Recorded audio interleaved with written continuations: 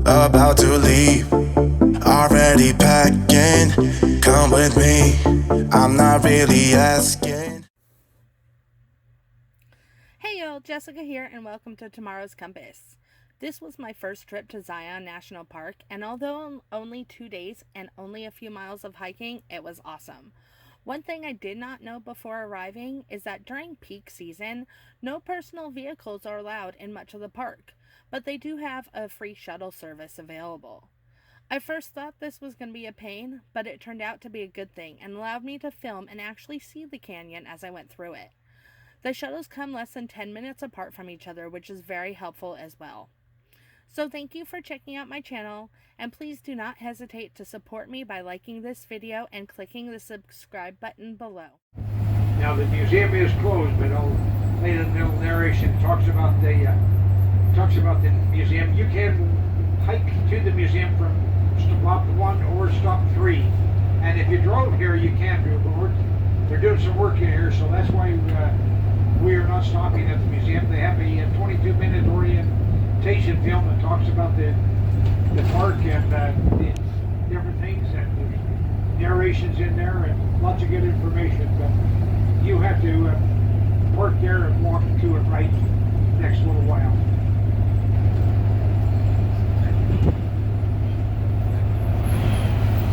Vad var det här? Det är tusen på Skywalker.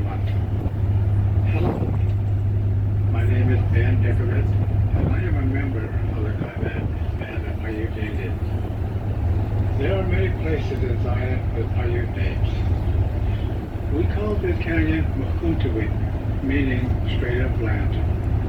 Zion is a part of a larger area known as our traditional homeland.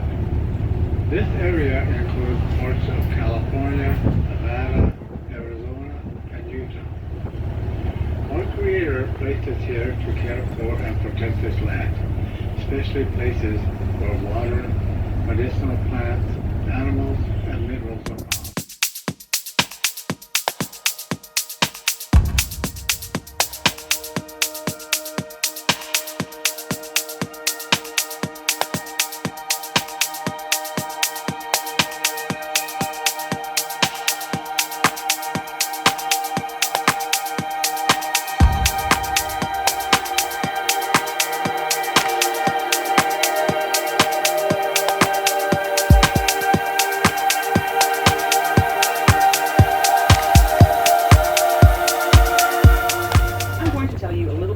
How Zion Canyon was created.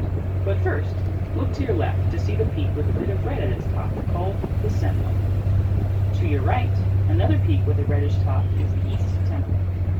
Zion's amazing colors come from different minerals in the rocks, especially iron, which makes the rocks look red.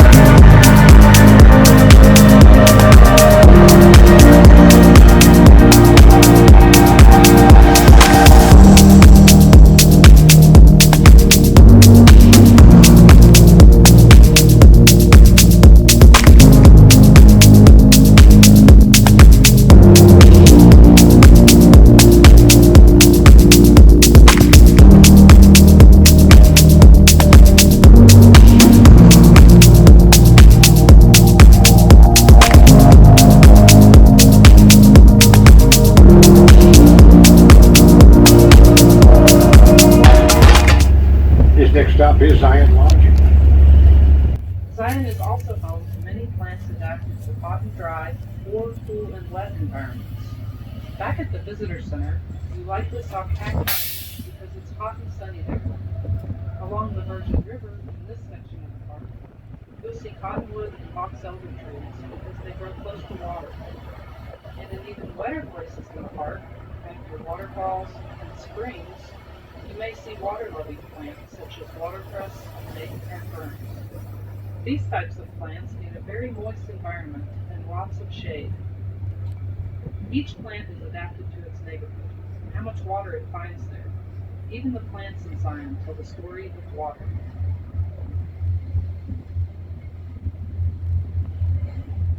The next stop is the grotto. We park the bus here for the trail to Angel's Landing, which starts across the road. The trail is 5.4 miles round trip and is rated strenuous. It is steep and narrow, with 1,000-foot drop-offs on both sides of the top. Use caution. People have died falling from the cliffs along this route. Small children and people with balance, pulmonary, and cardiac problems may have difficulty on this hike. Use the bathroom here before hiking. We always want to take advantage of that last statement. This is the grotto. Trails for Angel's Landing, the West Rim Trail, and the Cayena Trail all begin on your left side. Once you get out of the bus, you go across the road and across the bridge. Once you cross the bridge, if you stay to the right, that's the Angel's Landing West Rim Trail. If you turn left, that becomes the Cayena Trail. Now, the Cayena Trail is open all this past week. Got opened all the way over to the upper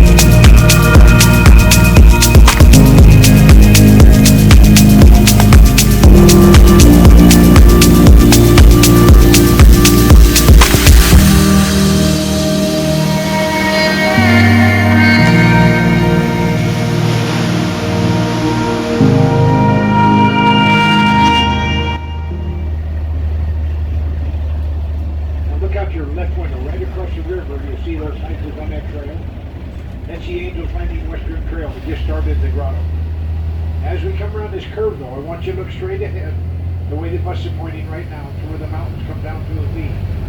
Right at the bottom of that V, there's a diagonal cut in the rock, looks like an eyebrow. Look real close. There are people standing at the bottom of that V, and there's also several that are in a light-colored shirt that are starting their way down, dark and light-colored shirt, they're starting their way down towards the left on that diagonal cut. Now once they go through the V, though, they walk way back in the canyon, where they run into those switchbacks called Walter's Wiggles, just mentioned to you on their narration.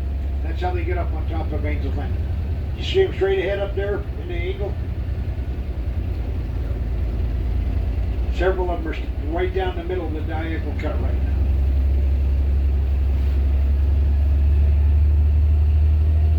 As we come in this section, if you look straight forward, you'll see the different layers of sedimentary rock that have been formed over the millions of years.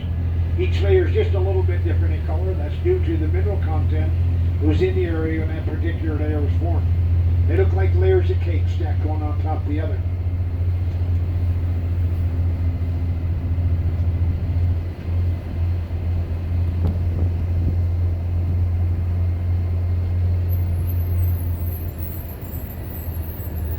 We're getting close to Weeping Rock.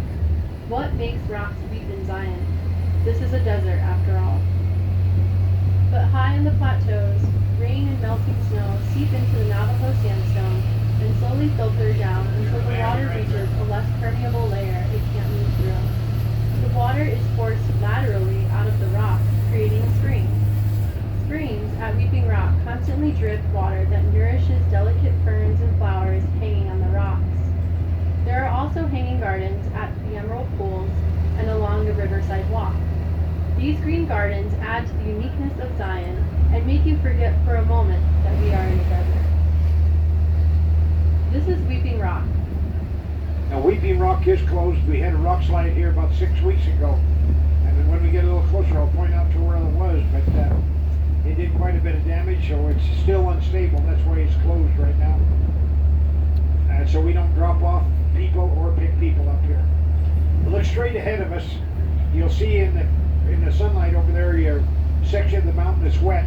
That's where that's where Weeping Rock is. That water has been forced out, like the narration said. Climbing terrain in the world. These big wall climbs, as they're known, are not for beginners. We use ropes, harnesses, and other special gear to get up the walls. The challenge and the scenery are great rewards and keep us coming back. Climbers are not the only creatures that like these canyon walls.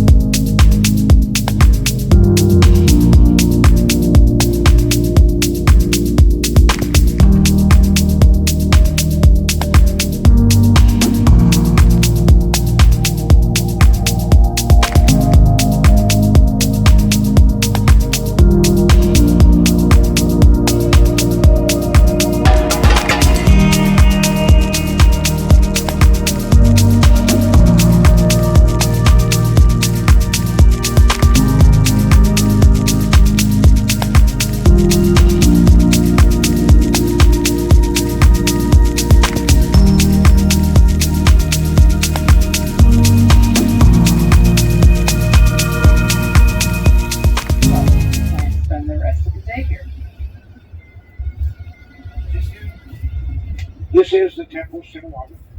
Trails for the Riverside Walk and the Narrows begin once you get out of the bus. You follow the sidewalk into the canyon. Now the Riverside Walk's a mile-long hike and right alongside the river. Then you run on a sidewalk, and that's where the Narrows begin. There are restrooms here, water refill stations, a great number of photo ops. The bus in front will always be the one to leave first to go back, and then we each pull up successfully after that. Bus to leave all day long, about every 8 minutes. The last bus to leave here tonight will be at 7:15. Don't miss